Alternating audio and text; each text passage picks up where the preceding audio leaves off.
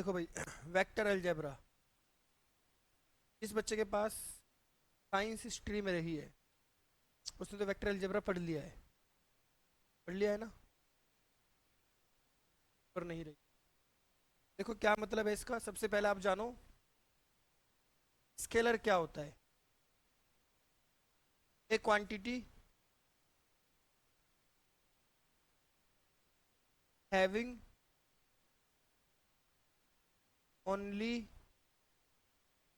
Magnitude, एक ऐसी quantity जिसके पास केवल मैग्नीट्यूड हो, उसे हम कहते हैं स्केलर।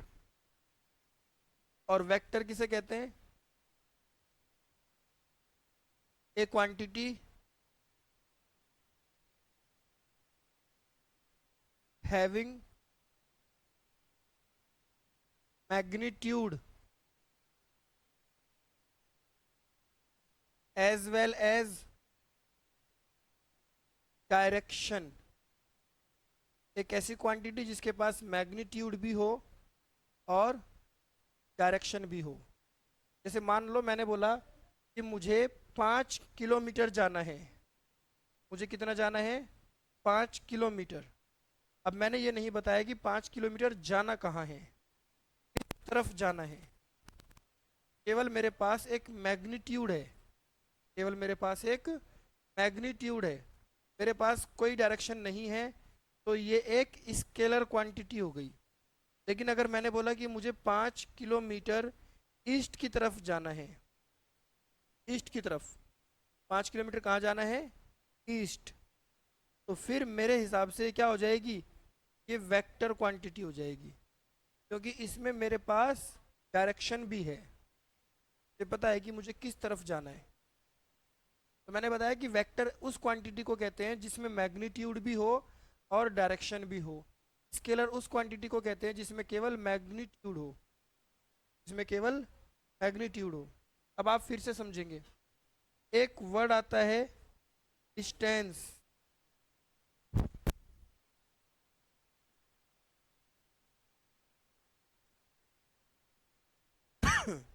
एक वर्ड आता है डिस्टेंस, एक आता है डिस्प्लेसमेंट। एक डिस्टेंस और एक डिस्प्लेसमेंट, क्या फर्क है इन दोनों में? डिस्टेंस में और डिस्प्लेसमेंट में क्या फर्क है? डिस्प्लेसमेंट क्या होता है? डिस्प्लेसमेंट होता है shortest distance between two points, उसे हम डिस्प्लेसमेंट कहते हैं।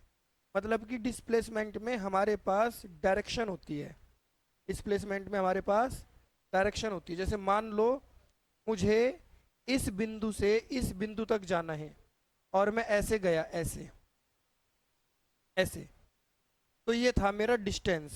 मैं कभी किसी गली में मुड़ गया, मैं कभी किसी गली में मुड़ गया, ये डिस्टेंस हो गया। लेकिन अगर मुझे इस बिंदु से सिर्फ वही बिंदु दिखाई दे रहा है ना, तो मैं सीधा जाऊंगा। मुझे पता है कि मेरी दिशा किस तरफ है, shortest distance between two path. तो डिस्प्लेसमेंट में डायरेक्शन होती है और डिस्टेंस में डायरेक्शन नहीं होती है। तो इसीलिए डिस्टेंस जो है वो स्केलर क्वांटिटी है और डिस्प्लेसमेंट कैसी क्वांटिटी है? वेक्टर क्वांटिटी है। आई कुछ बात समझ में? इसी तरह एक होता है स्पीड, एक होता है वेलोसिटी।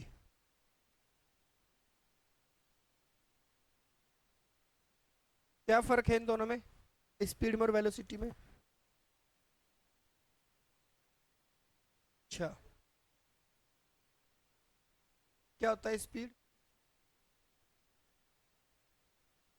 स्पीड है डिस्टेंस अपॉन टाइम, और वेलोसिटी है displacement upon time. Velocity displacement पर डिपेंड करती है और स्पीड, समझ आई इतनी बात? अब ये जो स्पीड है ये स्केलर क्वांटिटी है, और डिस्प्लेसमेंट जो है ये वेक्टर क्वांटिटी। कैसी क्वांटिटी है? एक्सेलरेशन, सुना है नाम? क्या होता है? नाम सुना है कभी? क्या होता है? ये होता है वेलोसिटी पर यूनिट टाइम। समय के हिसाब से किसी की वेलोसिटी को बढ़ाना। बाइक से जा रहे हैं हम, रेस दो, 10, 20, 25, 30, स्पीड बढ़ रही है ना, एक्सीलरेशन मिल रहा है, स्पीड बढ़ रही है, वेलोसिटी बढ़ रही है। तो वेलोसिटी को समय के हिसाब से बढ़ाना ही एक्सीलरेशन कहलाता है। ये कैसी क्वांटिटी है? वेक्टर। कैसी क्वांटिटी है? वेक्टर। इसके बाद आप लोगों ने फोर्स का नाम सुना है? बल सुना है? फोर्स क्या होता है? Mass into acceleration. मास तो एक स्केलर क्वांटिटी हो गई, लेकिन ये वेक्टर क्वांटिटी हो गई, तो फोर्स भी हमारा क्या हो जाएगा? वेक्टर। फोर्स क्या हो जाएगा? वेक्टर। वर्क डन, क्या होता है वर्क डन? वर्क डन क्या होता है?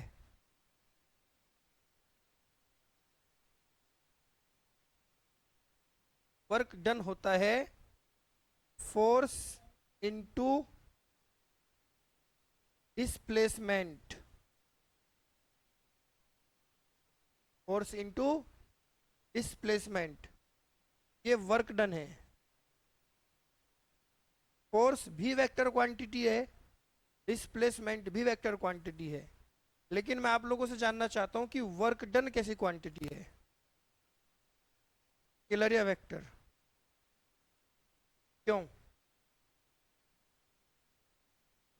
वर्क डन में डायरेक्शन नहीं होती? अच्छा, हाँ भाई, कम से कम वो तो बता ही दो जिन्होंने फिजिक्स पढ़ रखी है, जिन्होंने वेक्टर भी पढ़ रखा है, जिन्होंने वर्क भी पढ़ रखा है, वो तो बता ही सकते हैं। वर्क डन कैसी क्वांटिटी है, स्केलर या वेक्टर?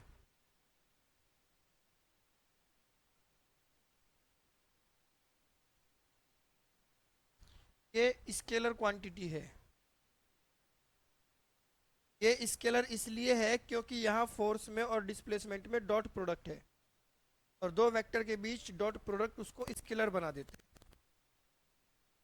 ठीक है भाई, ये बातें हम अभी आने वाले समय में पढ़ेंगे। अभी तो मैंने सिर्फ आप लोगों को यही बताया वेक्टर क्या है और स्केलर क्या है। फिर इसके बाद a directed line segment is vector.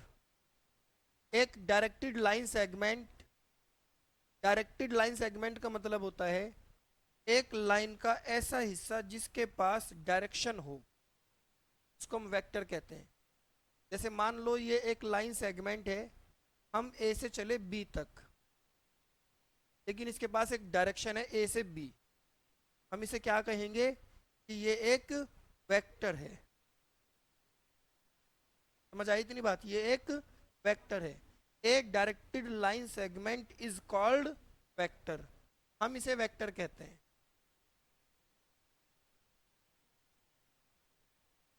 फिर इसके बाद it is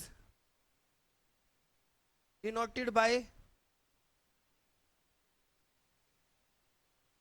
vector A B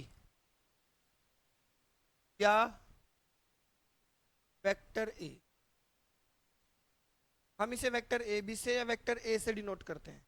हम इसका नाम रख सकते हैं, नाम रख दिया मैंने इसका वेक्टर ए बी, तो इसलिए कहा क्योंकि इसकी शुरुआत हुई है ए से और ये खत्म हुआ है बी पर। ए इज इनिशियल पॉइंट, एक ऐसा पॉइंट है initial, and B is terminal point. B कैसा पॉइंट है? टर्मिनल। ए इनिशियल पॉइंट है और बी टर्मिनल पॉइंट है। समझ आई इतनी बात? इसके बाद distance between initial and terminal point is called magnitude या लेंथ ऑफ वेक्टर। इनिशियल और टर्मिनल पॉइंट के बीच का जो डिस्टेंस है हम उसे वेक्टर का क्या कहते हैं? मैग्नीट्यूड कहते हैं। क्या कहते हैं? मैग्नीट्यूड, या फिर हम उसे लेंथ कहते हैं। इट इज डिनोटेड बाय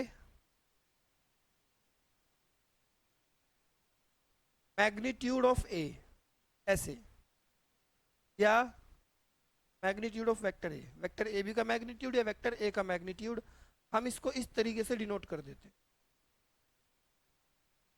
यहां तक कोई दिक्कत विक्कत हो तो बताओ। क्लियर है?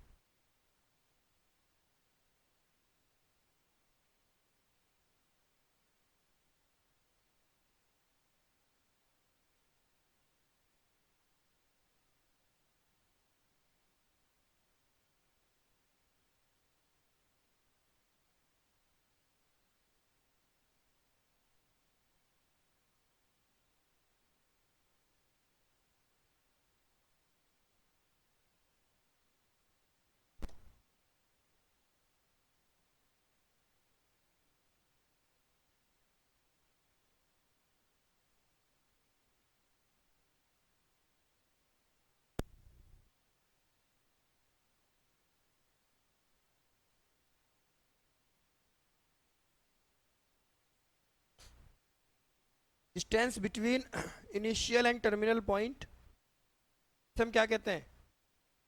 मैग्नीट्यूड या लेंथ ऑफ वेक्टर। और डिनोट किस चीज से करते हैं? ए बी का मैग्नीट्यूड या वेक्टर ए का मैग्नीट्यूड। इसके बाद एक वर्ड आता है पोजीशन वेक्टर। पोजीशन वेक्टर, देखो भाई ये तीन एक्सिस हैं, एक्स एक्सिस, वाई एक्सिस और Z axis. X, Y, Z. और इस तरीके से होती है, आप लोगों ने फिजिक्स में भी पढ़ा होगा। क्या कहते हैं इसको? फ्लेमिंग राइट हैंड रूल, है ना? इसमें तीन एक्सिस होती हैं जो एक दूसरे के परपेंडिकुलर होती है। ये एक्स एक्सिस है, ये वाई एक्सिस है, जेड एक्सिस ऐसे होती है, ऐसे। जैसे ये कोना है ऊपर का, ये एक्स एक्सिस है, वाई एक्सिस है, जेड एक्सिस, तीनों एक्सिस हो गई। अब यहां पर कोई एक पॉइंट P है, इस पॉइंट के कोऑर्डिनेट मान लो आप ए बी सी। क्या मान लो? ए बी सी। अब अगर मान लो मैं आप लोगों से पूछने लगूं, मैं इस लड़की से पूछता हूं तुम्हारा घर कहां पर है? खजूरी। तो इसने अपने घर की पोजीशन किसी के रेस्पेक्ट में बताई, अपने घर की पोजीशन किसी के रेस्पेक्ट में बताई। तो हर इंसान की पोजीशन किसी न किसी के रेस्पेक्ट में ही बताई जा सकती है, बिना उसके नहीं बताई जा सकती। हमारा कोचिंग यमुना विहार में बी ब्लॉक वाले रोड पर है, बीटी स्कूल के सामने है, तो किसी न किसी के रेस्पेक्ट में ही बताई जाएगी। अब ये एक पॉइंट ओ है, मैं इसकी पोजीशन बताना चाहता हूं, तो मैं ओरिजिन के रेस्पेक्ट में बताऊंगा। तो मैं यहां से इसको मिला दूंगा, इसका नाम रख दूंगा ओपी। तो अब मैं ये बोलूंगा कि वेक्टर ओपी, क्योंकि डायरेक्शन भी तो देना जरूरी है, is position vector, position vector of point P। Vector OP point P का पोजीशन वेक्टर है। समझ आ गई बात? किसी भी पॉइंट का पोजीशन वेक्टर बताना हो, उस पॉइंट को ओरिजिन से जोड़ दो। किससे जोड़ दो? तो वो जो वेक्टर बनकर आएगा वो उस पॉइंट का पोजीशन वेक्टर बनकर आ जाएगा। आई कुछ कहानी समझ में? ठीक है। अब इसके बाद जब हमने इस पॉइंट का पोजीशन वेक्टर बनाया, आप ये चीज सोचकर देखो, ये पॉइंट P है, इसके कोऑर्डिनेट हैं A B C, ये x एक्सिस है, ये y एक्सिस है और ये z एक्सिस है ना? कोई दिक्कत नहीं आता। x एक्सिस पर वैल्यू चलेगी a तक। जैसे मान लो आप लोगों ने 2D पढ़ा था 3,4, इसका मतलब क्या होता है? x एक्सिस पर चलेगी 3 तक, y एक्सिस पर चलेगी 4 तक, तो पॉइंट ये पड़ेगा। तो पॉइंट ए बी सी है तो x एक्सिस पर चलेगा a तक, y एक्सिस पर चलेगा b तक, z एक्सिस पर चलेगा c तक, फिर जाकर कहीं वो पॉइंट स्पेस में आ जाएगा। कोई दिक्कत तो नहीं आता? तो ये पोजीशन वेक्टर है, इस पोजीशन वेक्टर के जो कोऑर्डिनेट्स हैं वो ए बी सी हैं। तो हम इस ए बी सी को बोलेंगे डायरेक्शन रेशो, क्योंकि यही वो पॉइंट है जो इस वेक्टर की या इस पॉइंट की डायरेक्शन को डिनोट कर रहे हैं। अगर ये a माइनस का हो जाएगा तो ये इधर चला जाएगा, इधर आ जाएगा, तो डायरेक्शन चेंज हो गई ना। तो इसके डायरेक्शन रेशो या डायरेक्शन नंबर कौन है? A B C. अब इस पॉइंट P के पोजीशन वेक्टर ने तीनों एक्सिस के साथ एंगल बनाए। मान लो इसके साथ अल्फा बनाया, इसके साथ बीटा बनाया और इसके साथ गामा बनाया, तो इनको हम कहेंगे डायरेक्शन एंगल। डायरेक्शन एंगल क्या है? Direction angle alpha beta gamma. किसी भी पॉइंट का पोजीशन वेक्टर तीनों एक्सिस के साथ जब कोई एंगल बनाता है, उन एंगल्स को डायरेक्शन एंगल कहते हैं। तीसरा नाम है direction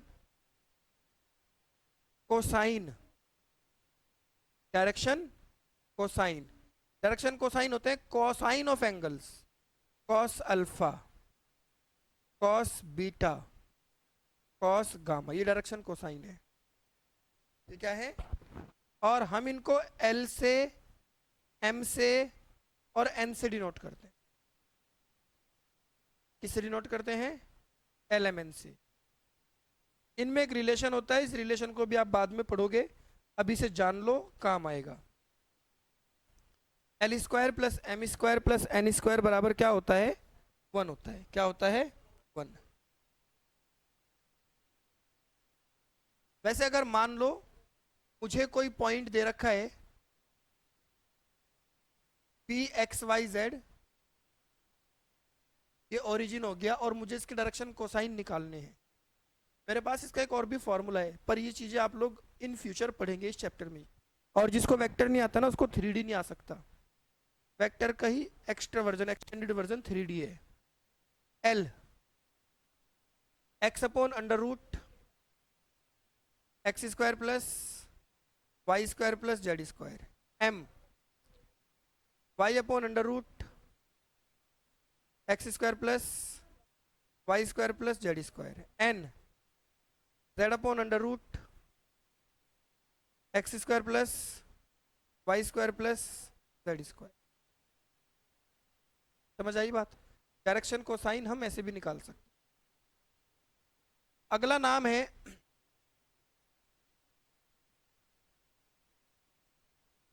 types of vectors. Vector कितने टाइप के होते हैं? सबसे पहला नल या जीरो वेक्टर। नल या जीरो वेक्टर, नाम से ही पता चल रहा है, जो जहां से शुरू हो वहीं पर क्या हो जाए?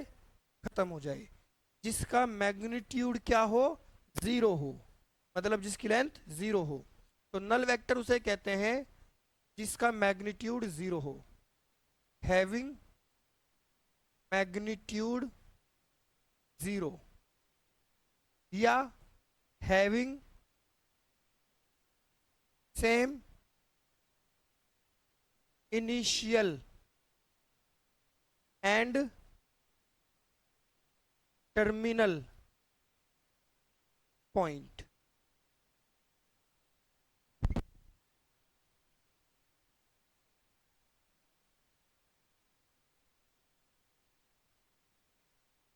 दूसरा unit vector, unit vector, vector having magnitude, magnitude किसे कहते हैं? लेंथ को। वेक्टर हैविंग मैग्नीट्यूड 1 यूनिट, जिस वेक्टर का मैग्नीट्यूड, जिस वेक्टर की लेंथ 1 यूनिट हो, उस वेक्टर को यूनिट वेक्टर कहते हैं। क्या कहते हैं? Unit vector. It is denoted bye A cap. देखो भाई, ये तो है वेक्टर ए, ये तो वेक्टर ए है, लेकिन अगर इस वेक्टर का निशान हटा, अगर इसके ऊपर कैप लगा दो, तो ये वेक्टर ए ऐसा वेक्टर बन गया जिसका मैग्नीट्यूड 1 यूनिट है, और इसे अब हम क्या कहेंगे? यूनिट वेक्टर कहेंगे। क्या कहेंगे? Unit vector. तीसरा को इनिशियल वेक्टर, को इनिशियल वेक्टर, एक ही पॉइंट से स्टार्ट होने वाले दो अलग अलग वेक्टर, उनकी लेंथ भी अलग अलग हो सकती है, लेंथ का मतलब उनका मैग्नीट्यूड, और उनकी डायरेक्शन भी अलग अलग हो सकती है, लेकिन वो शुरू एक ही जगह से होंगे। ठीक है ना? Vectors having, vectors having same initial point, same initial point, irrespective of magnitude and direction. Magnitude और डायरेक्शन कोई भी हो सकती है, शुरुआत दोनों की एक जगह से होगी, शुरुआत दोनों की एक ही जगह से होगी। Fourth, collinear vector, collinear vectors. ठीक है? अब कॉलिनियर वेक्टर क्या होंगे? टू और more vectors parallel to a line, two और more vectors parallel to a line, दो या दो से ज्यादा वेक्टर जो एक ही लाइन के पैरेलल हो।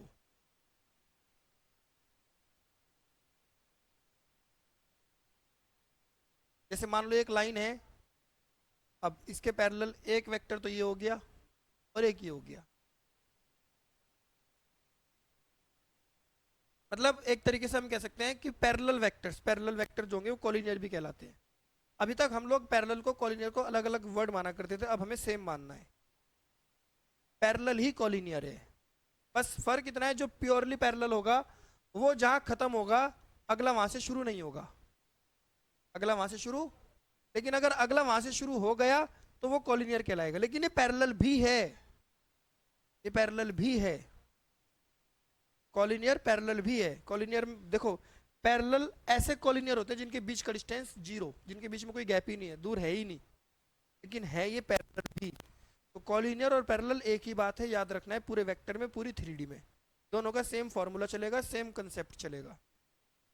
ठीक है? तो कॉलिनियर वेक्टर किसे कहते हैं? टू और more vectors parallel to a line, parallel to a line, irrespective of, irrespective of direction and magnitude। Direction, ये इधर को जा रहा है, इधर को चला गया, हो गई डायरेक्शन उल्टी, वो छोटा ये बड़ा। डायरेक्शन सेम भी हो सकती है और डायरेक्शन उल्टी भी हो सकती है, एक इधर को एक इधर को, कॉलिनियर में। समझ आ रही है इतनी बात? लेकिन ये दोनों एक लाइन के पैरेलल है, ये दोनों एक लाइन के पैरेलल है। इसके बाद इक्वल वेक्टर, इक्वल वेक्टर। अब देखो इक्वल वेक्टर किसे कहते हैं? ये वेक्टर है,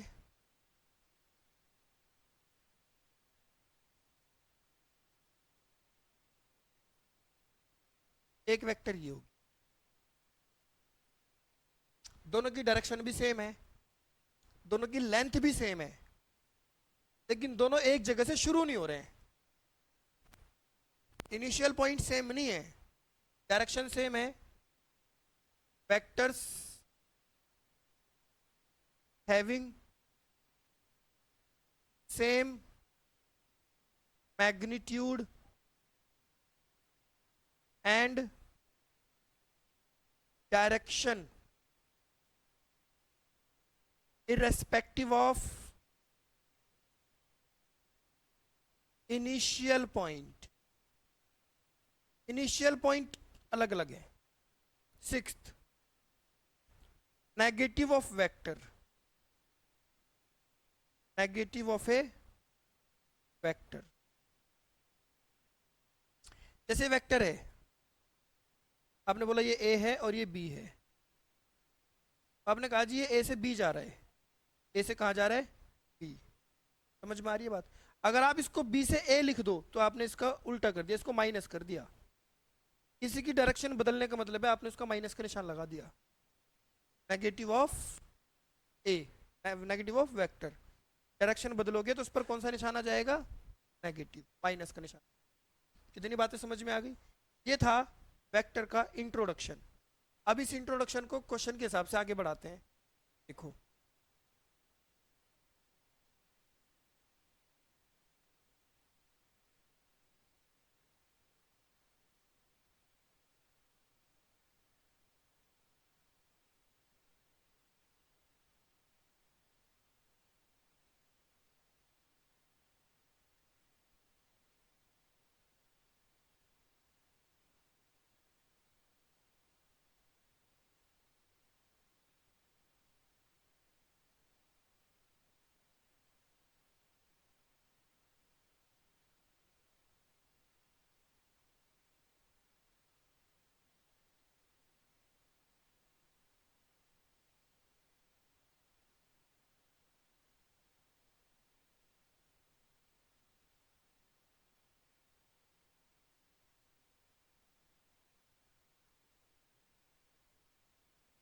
देखो भाई, ये हमारी पहली एक्सरसाइज है। Represent graphically A displacement of 40 kilometre. 40 kilometre के डिस्प्लेसमेंट को ग्राफिकली रिप्रेजेंट करो 30 डिग्री ईस्ट ऑफ नॉर्थ। ये ईस्ट है, ये वेस्ट है, ये नॉर्थ है और ये साउथ है। East of north, east of north, ये नॉर्थ है ना, नॉर्थ के ईस्ट में 30 डिग्री। कितना डिग्री और कितना जाना है, बस ऐसे रिप्रेजेंट करके छोड़ देना था और कुछ नहीं करना था। ठीक है, पहला सवाल खत्म। Classify the following measure scalar and vector. 10 kilo scalar है, हमें क्या पता किस तरफ जाएगा। 2 मीटर नॉर्थ वेस्ट वेक्टर है। 40 डिग्री स्केलर है। 40 वॉट स्केलर है। 10⁻⁻19 कूलाम्ब स्केलर या वेक्टर। क्या है ये वैसे? 10⁻⁻19 है क्या? चार्ज। चार्ज स्केलर होता है, वेक्टर होता है? वेक्टर होता है। क्यों? चार्ज के पास डायरेक्शन होती है। चार्ज के पास तो कोई डायरेक्शन होती ही नहीं। क्या होती है? डायरेक्शन तो करंट में होती है, फ्लो ऑफ चार्ज की। चार्ज के पास अपनी कोई डायरेक्शन थोड़ा ही है। स्केलर, ये क्या होगा? क्यों वेक्टर? क्यों? मीटर पर सेकंड स्क्वायर एक्सीलरेशन होता है। ये जो यूनिट है ये एक्सीलरेशन की है, वेक्टर है। क्या है? Vector. Time period scalar, distance scalar, force vector, velocity vector, work done scalar.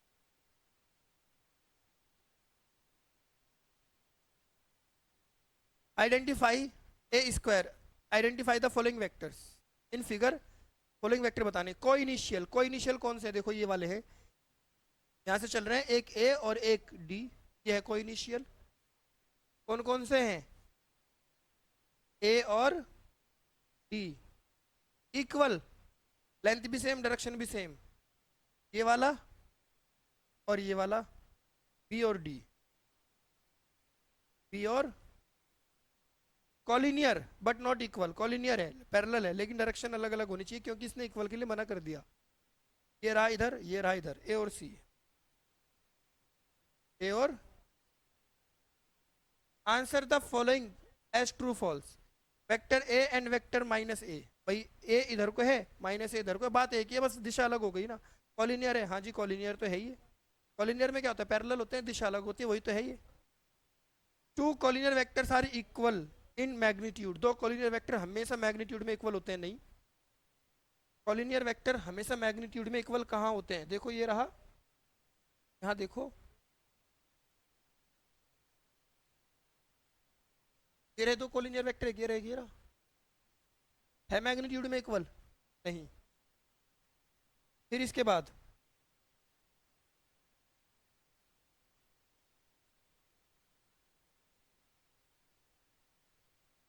To vectors having same magnitude are collinear, नहीं भाई ये भी गलत है, सेम मैग्नीट्यूड के वेक्टर कॉलिनियर थोड़ी होंगे। क्यों भाई, क्यों नहीं हो सकता, मैं बताता हूँ क्यों नहीं हो सकता, देखो,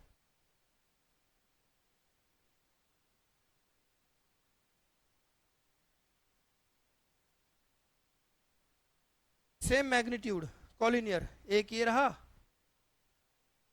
एक ये रहा, मैग्नीट्यूड तो सेम ही है, लेंथ तो सेम है, कॉलिनियर कहाँ है ये, गलत।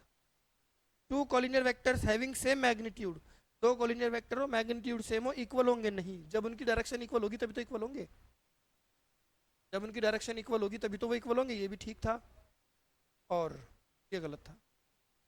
एक्सरसाइज खत्म हो गई, बाकी अगली क्लास में करेंगे।